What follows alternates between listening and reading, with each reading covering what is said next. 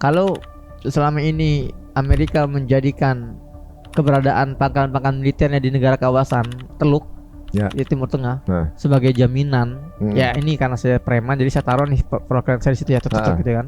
Ternyata dalam satu babak habis semua kekuatan dia, ya kan, itu kan sebetulnya menunjukkan memang ini bukan lagi masa-masanya seperti itu, bukan lagi eranya ya unjuk gigi dengan gaya cowboy seperti itu. Ya dia terlalu asik dalam zona nyamannya, nggak sadar bahwa Iran sudah mempersiapkan zonanya sendiri dan membentuk kekuatan yang di luar ekspektasi dan di luar perhitungan Amerika. Maka kemungkinan kalau saya melihatnya, kalaupun Amerika hengkang lalu perang benar-benar berhenti, ini hubungan antara negara Teluk dengan Iran akan semakin harmonis.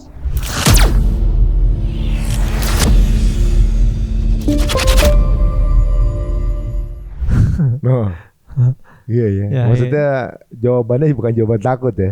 Iya, silakan masukkan. Itu kalian memutuskan, silakan masukkan. Tapi kembali apa enggaknya itu kami menentukan gitu. Iya.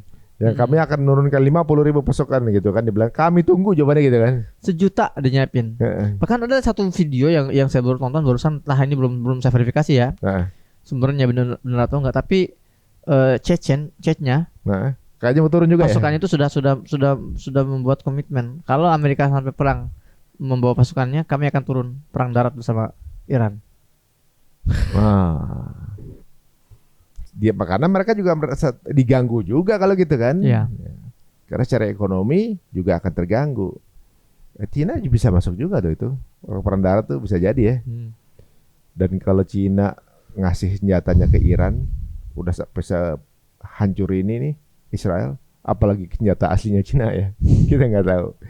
Udah sampai phase berapa mereka punya kemampuan. Ini mengerikan nih.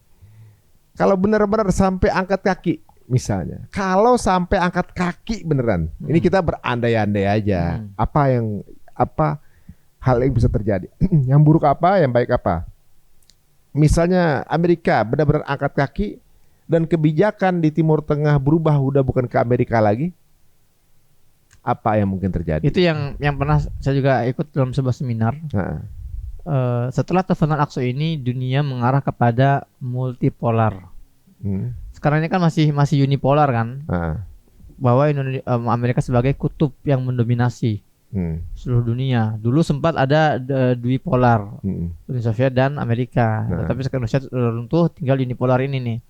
Nah tapi berbagai peristiwa 3 tahun terakhir, dari Tufahan Al-Aqsa di Gaza, kemudian perang Iran melawan Israel yang semakin membongkar betapa ternyata mereka nggak sekuat itu, mereka nggak se-solid itu, mereka tidak se-strong itu.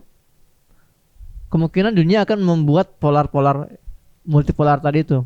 Ya, ada bahkan kan sudah diajak juga. Sudah pemerintah Iran sudah mengajak negara-negara sekitar kawasan, yuk kita buat ini dulu, kita buat kerjasama militer sesama aja deh, bahasa Amerika. Ya, dan duta besar Iran di Indonesia udah ngajak juga Indonesia untuk bangun pabrik drone. Udah, kalian nggak usah khawatir, nggak usah terlalu ambisi istilahnya kerjasama dengan Amerika. Mereka sudah bongkar kelemahannya.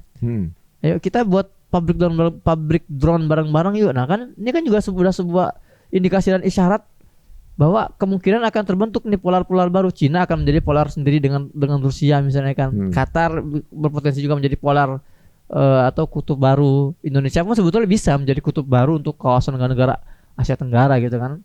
Artinya ke depannya Amerika akan sangat sulit sekali untuk membenahi citranya, sehingga dunia akan lebih punya banyak alasan dan punya motif untuk bisa berdikari tanpa adanya Amerika. Dan itu yang terjadi. Ironi sebetulnya ya. Kalau selama ini Amerika menjadikan keberadaan pangkalan-pangkalan militernya di negara kawasan Teluk di Timur Tengah sebagai jaminan, ya ini karena saya preman jadi saya taruh nih program saya di situ ya, cocok gitu kan. Ternyata dalam satu babak habis semua kekuatan dia, ya kan, itu kan sebetulnya menunjukkan memang ini bukan lagi masa-masanya seperti itu, bukan lagi eranya ya unjuk gigi dengan gaya cowboy seperti itu. Ya dia terlalu asik dalam zona nyamannya, nggak sadar bahwa Iran sudah mempersiapkan zonanya sendiri dan membentuk kekuatan yang di luar ekspektasi dan di luar perhitungan Amerika, maka kemungkinan kalau saya melihatnya, kalaupun Amerika hengkang lalu perang benar berhenti, ini hubungan antara negara tersebut dengan Iran akan semakin harmonis. Oh gitu ya. Justru kayaknya akan minta perlindungan sama Iran atau juga jadi kerjasama kan gitu kan? Ya betul. Transaksional lebih mudah juga, karena lebih dekat juga, ya kan? Tapi ini satu keyakinan juga, akidah juga. Tapi kan ini yang paling takutin sama Israel kan? Ya. Karena Jazirah Arab itu satu suku, satu bahasa, satu agama, ya kan? Ya. Mereka bisa ngobrol aja. Dia cuma sedikit banget di situ tuh. Berpengaruh nggak dengan eksistensi mereka tuh? Pastilah, pasti. Dan daya cengkeramnya akan lebih nggak terlalu kuat lagi karena kan ketakutan Teluk dengan Amerika berkurang kan berarti kan? Iya. Bahwa Amerika tuh nggak semengerikan itu. Ketakutan dan ketergantungannya akan jauh berkurang. Ya Amerika ternyata nggak sekuat itu kok. Amerika ternyata bisa kalah juga gitu. Amerika ternyata nggak ngelindungin juga. Iya betul. Jadi ngelawan juga nggak apa-apa kali gitu misalnya. Tiba-tiba Arab Saudi nyerang Israel bisa juga sih sebenarnya. Iya, dan ngelawan itu nggak harus dengan militer. Dengan asupan supply yang menghentikan supply minyak, supply energi, supply bahan bakar itu kan juga melawan. Bahkan kalau kita melihat bagaimana Iran berhasil mengeksploitasi otoritas dia menguasai Selat Hormuz, ini senjata yang lebih kuat dibandingkan drone-nya Iran sebetulnya. Itu lebih nuklir ya? Iya. Hormuz ini dijadikan senjata, weaponized, ya, dijadikan senjata oleh Iran dalam perang ekonomi jangka panjang. Dan salah satu juga yang jarang orang bahas itu, kenapa Iran itu misalnya banyak menyerang Uni Emirat Arab misalnya, dan beberapa factory atau perusahaan pabrik di situ kan. Karena fakta yang saya dapat juga, saya baca itu adalah 60% investasi Amerika di Timur Tengah itu ya di Uni Emirat Arab. Dan Iran itu sudah mengantongi data intelijen aset-aset Amerika di kawasan, mana yang paling mahal, mana yang paling valuable, mana yang paling itu diserang. Makanya di luar bahasa-bahasa media tentang nyelenehnya Donald Trump, kontroversinya, narasi dia, itu ada sesuatu yang selalu ditutupi juga ya. Yaitu kerugian besar yang tidak dibahas seperti ini. Ini kayaknya strategi Iran itu lebih presisi kali ini. Ya. Karena dia bisa dapat data aset ekonomi Amerika yang ada di Middle East dan posisinya juga ditembak dengan misil-misil yang nggak bisa di-intercept. Gitu.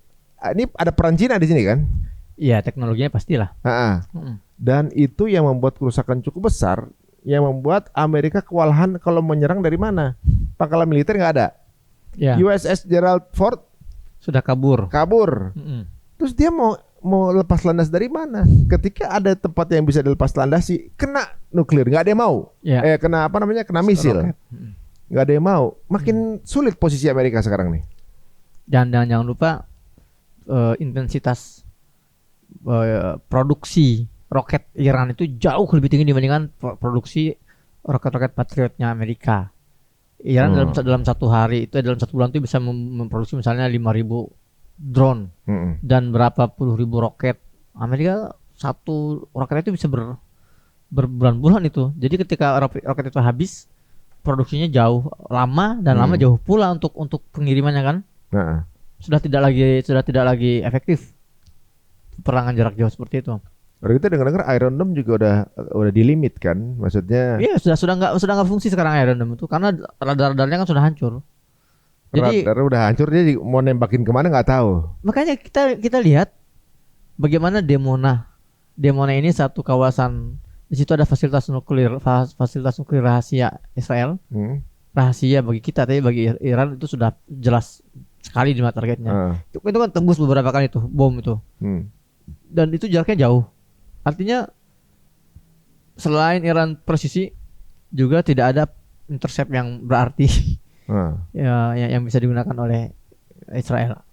Berarti kalau untuk ngejar untuk jadi the greater Israel itu makin mundur justru. Harusnya sih kalau ngelihat perkembangan ini semakin mundur. Iya. Karena kan sekarang untuk boro-boro mau ngelebarin lagi untuk ngebangun mengembalikan lagi Tel Aviv seperti dulu. Ini kan butuh waktu berapa tahun ini? Satu itu karena udah hancur berantakan itu kan. Dua, kata kalau nggak salah 200.000 ya, 200.000 warga keluar, cabut, gitu kan. Ditambah siapa yang mau investasi di situ? Iya. Di negara konflik, negara yang bahaya, siapa yang mau naruh modal di situ? Kan makin ekonomi makin turun nih. Nah ini bisa bubar ini negara. Satu, bohir nggak ada. Amerika misalnya bangkrut nih. Amerika nggak lagi, uang pajaknya nggak dikasih lagi ke sana, nggak punya pendapatan dia. Pendapatan dari sisi ekonomi pariwisatanya nggak ada juga. Negaranya pun hancur. Bisa bubar nih negara. Ada kemungkinan nggak? Ada, tapi kalau dari segi keyakinan kita, bubarnya tidak semata-mata karena masalah ini, tapi memang karena perang besar. Oh. Karena perang besar. Ada perang besar yang akhirnya membubarkan mereka. Bukan membubarkan, jadi menghancur lantakan mereka, membantai habis mereka sebetulnya. Bukan lebih membubarkan, tapi benar-benar menghabisi mereka. Soalnya belum lama ada video mereka tuh ada yang nggak ngumpet di bunker, tapi ngumpetnya di pohon gorkot yang di bawah jalan layang. Kan ini belum ya? Belum. Mereka ngumpet di pohon gorkot di bawah jalan layang gitu kan. Mereka pernah di situ gitu kan, di bunker gitu. Mereka merasa lebih aman di situ. Ini menarik guys. Jadi tanda-tanda yang udah pernah dilakukan oleh para ustaz-ustaz kita dulu. Ini lagi kejadian semua nih satu persatu. Nah kalau misalnya kejadian semua nih, berarti Amerika nggak jadi preman lagi nih. Iya. Ya kan? Dia mau ally sama siapa? Eropa juga ada sebelah sama dia, gitu kan? Dia kalau Iran kemakan, berikutnya Greenland. Eropa nggak mau dong kan? Makanya. Sebelum Greenland kan dia udah mau ke Kuba. Kuba lagi digorok juga Kuba nih. Iya Kuba lagi di Amerika. Ya ibaratnya Trump ini cari masalah sendiri kan. Kalau baik-baik aja kan sebenarnya Netanyahu baik-baik aja, Tel Aviv akan baik-baik aja kan gitu kan. Kalau nggak mulai kan. Ekonomi juga baik-baik aja kan. Ini kan karena kepengen Amerika great again kan. Awal ini semua. Ditambah ada Epstein. Terjadilah ini semua chaos terjadi ini. Ada kemungkinan diimpeach dalam waktu dekat ya si Trump kalau antum? Dekat atau jauh? Semua tetap terbuka kemungkinannya. Tapi impeach enggaknya itu ya kembali ke langkah selanjutnya si Donald Trump. Kalau Donald Trump akhirnya merasa ini sudah gawat nih, sudah red zone ini, sudah red line, harus mundur dari red line itu, benar-benar menghentikan perang gitu kan. Kayak kemungkinan dia bisa mengkondisikan ulang lah, cipta kondisi di dalam negaranya untuk biar terkesan bahwa ya kami mendengarkan kalian, knocking movement ini itu membuat kami berhenti misalnya kan. Itu maksudnya knocking movement gimana sih? Saya kurang paham ya sejujurnya. Maksudnya tapi, ini penyelenggaraan negara Amerika kayak kerajaan gitu? Iya bisa jadi, banyak interpretasi lah. Nggak ada narasi yang benar-benar menjelaskan itu ya. Knocking itu bisa dikatakan memang sekarang itu kita sudah bukan lagi sistem kerajaan yang absolut misalkan. Tapi ini demokrasi. Makanya knocking itu seperti itu di antara interpretasinya ya. Gitu kan. Namun impeachment sekali lagi itu kembali ke kebijakan Donald Trump ke depannya. Kalau dia bersikeras melanjutkan perang dan kerugian semakin besar, bisa jadi impeachment itu terjadi. Nah, kalau impact dari segala hal ini dengan Palestina ada nggak? Apa maksudnya penyerangan jadi berkurang atau tetap jalan? Untuk Palestina pastilah, artinya fokusnya Israel pasti terpecah hebat sekali gitu loh. Meskipun mereka tetap rutin juga nyerang Palestina, tapi intensitasnya berkurang lah karena konflik atau perang melawan Iran ini kan. Kedua juga berdampak buruk juga iya. Kita lihat Baitul Maqdis, Masjidil Aqsa sudah sebulan lebih ditutup. Ini kan juga dampak juga kan dari perang ini kan. Mereka memanfaatkan sekali momen ini, momen dunia terdistraksi, mereka lalu menginjak-injak kesucian umat Islam dengan menutup Masjidil Aqsa gitu kan. Dan dampak ke lainnya artinya semakin mendekatkan beberapa langkah untuk Palestina merdeka. Ini udah sinyal-sinyal ke arah sana nih soalnya. Iya, pasti lah. Ditutup justru malah makin membuat orang marah kan ya. Ada satu berita kemarin saya lihat. Ben Gvir berpesta. Iya, gara-gara Ben Gvir. Ben Gvir berpesta merayakan pengesahan undang-undang eksekusi mati untuk warga Palestina yang dipenjara. Iya. Itu terjadi. Untuk apa dibuat begitu? Jadi wacana ini sebenarnya sudah lama, sudah 2 tahun terakhir diperjuangkan oleh Ben Gvir CS.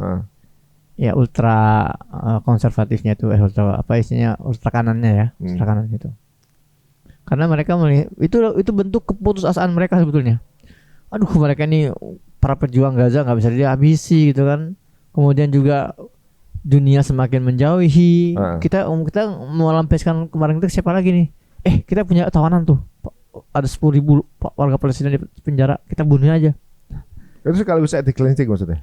Ya itu bagian, itu bukan keputusan yang tiba-tiba keluar ya. Ini keputusan yang merupakan perpanjangan dari agenda Zionisme yang adalah ethnic cleansing. Ini adalah terjemahan, ini tafsiran dari ideologi Zionis yang memang dibangun di atas fondasi pembantaian, ethnic cleansing, genosida. Ya, dan ujung-ujungnya ya pasti pembunuhan ini orang-orang yang tak bersalah, bukan tak bersalah ya, artinya orang-orang yang tak bersenjata di dalam penjara Israel.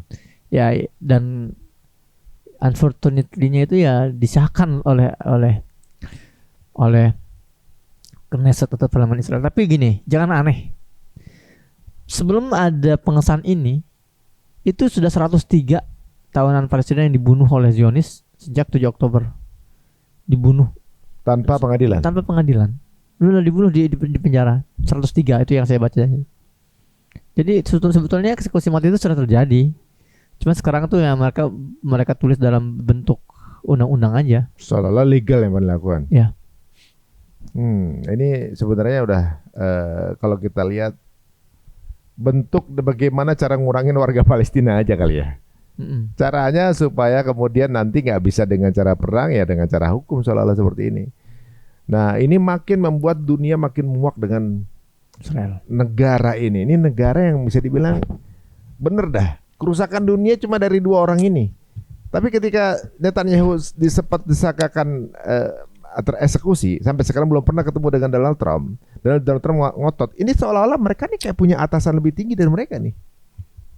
Orang membacanya, jangan-jangan Netanyahu kalau emang udah nggak ada, masih ada agenda yang belum selesai, atasannya yang kayak punya agenda yang jalanin dulu sampai habis, termasuk Trump.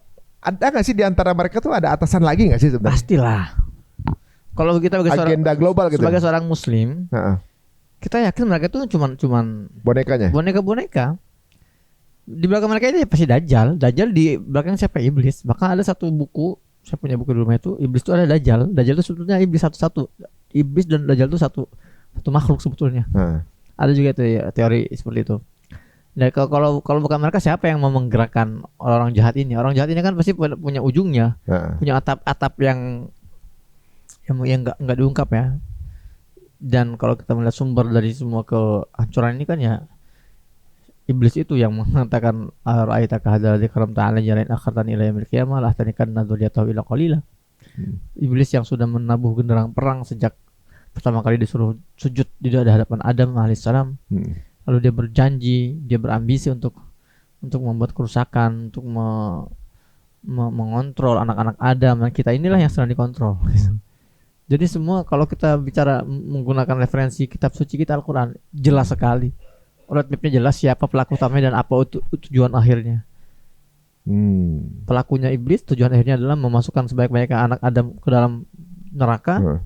Ya adapun teknisnya ya itulah yang sedang dilakukan oleh Donald Trump dan Netanyahu ini. Jadi mereka punya privilege bisa coaching langsung sama Dajjal nih teman-teman. Soal dari tahun 1700 pengen punya negara Israel sampai sekarang, siapapun yang memegang pemimpinan harus. Itu kok bisa sama ya, maksudnya tarbiyahnya bisa entah coachingnya nggak mati-mati atau emang tarbiyahnya bagus kan gitu di antara itu. Kesultanan aja lama-lama dari kuat lama-lama jadi loyo kan gitu. Ini mereka tetap dengan intensitas yang energik. Tetap begitu, tetap kuat. Ada satu berita terakhir nih yang mungkin antum udah baca atau belum, bahwa dihembuskan Netanyahu adalah yang membiayai Hamas. Dengar nggak itu? Sudah dengar saya beberapa sumber itu. Gitu. Mungkin nggak ada? Ini teori bukan teori baru ya. Ini teori lama. Yang katanya Israel membiayai Hamas.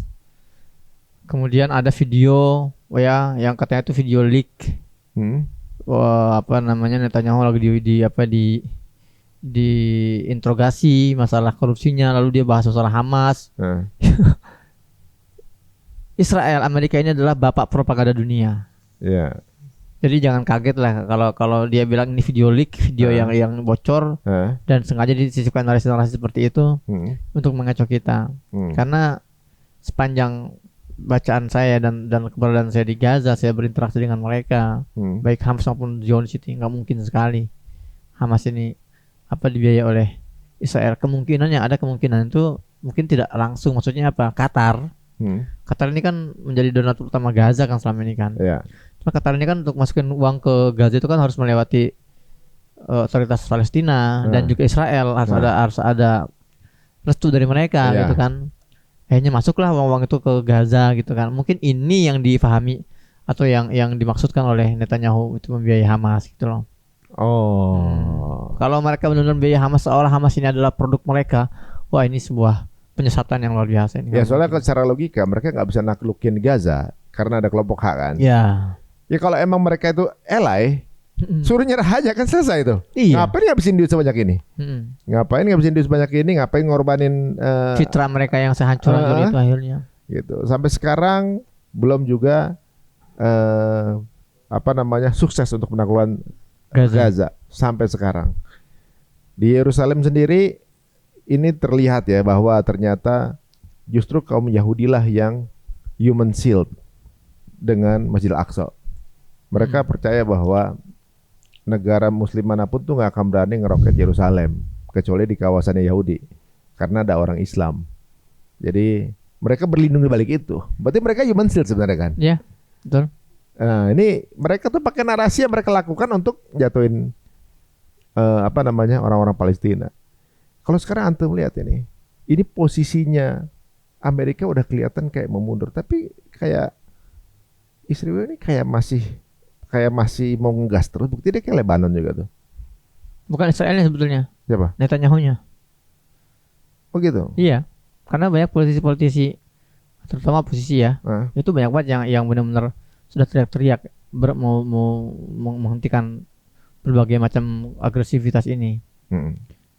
Dari itu sudah sejak 2 tahun terakhir. Dan satu-satunya sosok yang memang menikmati ini ya Netanyahu, Smotrich, Ben Gvir, 3 serangkai ini yang ya memang sangat radikal sekali gitu loh. Tapi kalau lihat dari banyak sisi, Israel itu sudah hancur-hancuran juga. Ekonomi mereka sudah hancur, citra mereka hancur, militer mereka hancur. Mereka masih memaksakan diri karena selama ini mereka itu kan hidup bergantung pada propaganda itu ya, citra. Jadi pokoknya mereka bagaimana kalaupun harus berhenti dalam kondisi seolah mereka itu menang. Ya. Berhenti terhormat gitu ya. Ya, mereka mencari wajah kemenangan meskipun mereka hancur-hancuran. Itu kan namanya NPD kan, narcissistic. NPD benar. Iya. Narcissistic personality disorder. Mungkin bisa aja nih nanti mungkin Amerika check out dari situ ngerasa oke, kami sudah habisi semua potensi nuklir. Iran gitu ya.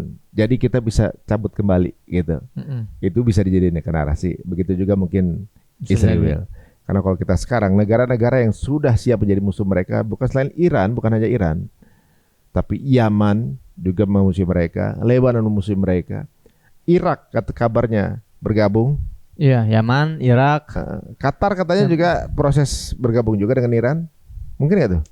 Iya. Ada posternya kemarin tuh saya lihat tuh.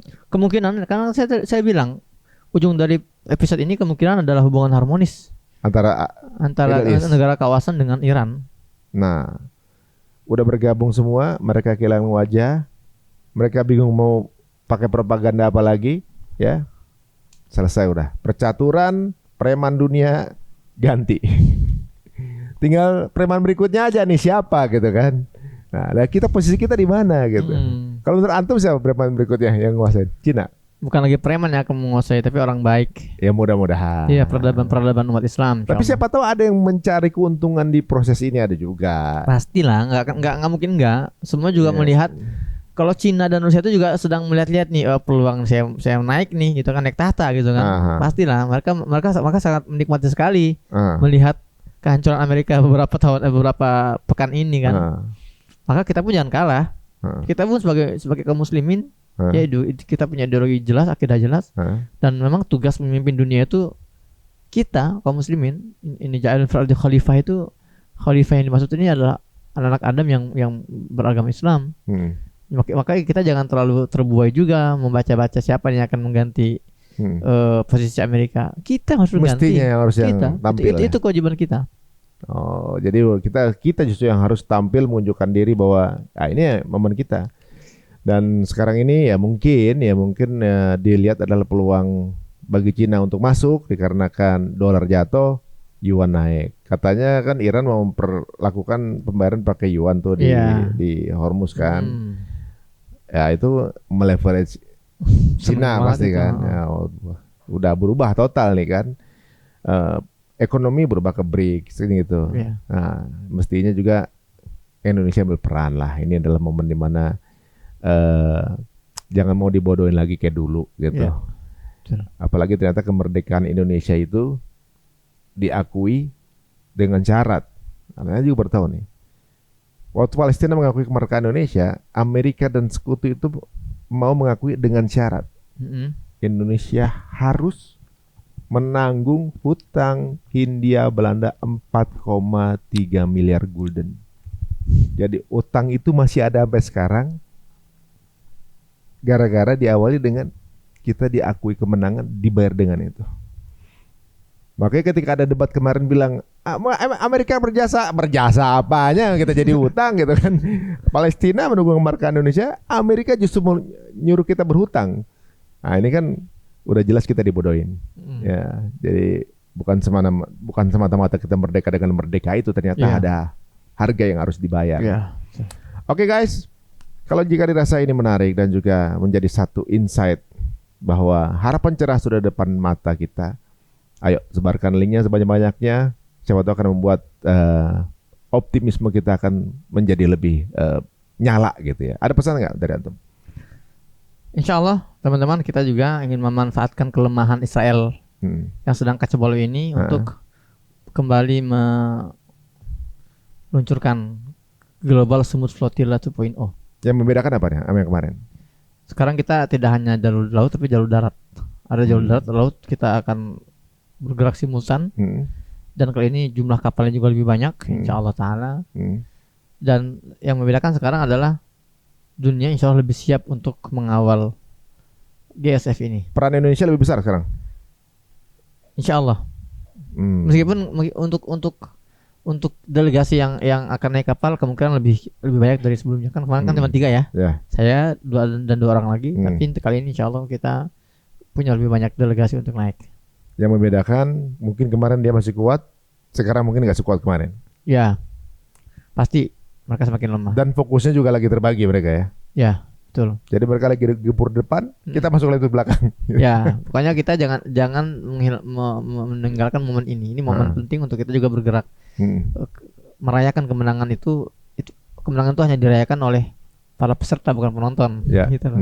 Maka kita jangan puas hanya menonton kehancuran Israel, tapi kita harus menjadi bagian dalam kemerdekaan Palestina juga. Iya. Ini kita diingatkan bahwa kalau kamu mampu lakukan dengan tanganmu atau dengan lisanmu ya, kedua ya paling lemah dengan hatimu. Nah, jadi lakukan dengan tangan berbagai macam, entah ikut berangkat, entah ikut kemudian ikut mensupport ya dalam bentuk apapun, support mengamplify pesannya. Kemudian mungkin mensupport juga dengan berikut donasi misalnya. Kalau dengan lisan bikin postingan. Jadi apapun itu, semoga ketika terjadi kemenangan kita ikut bisa merasakan kenikmatan itu, insya Allah. Amin. Jazakallah.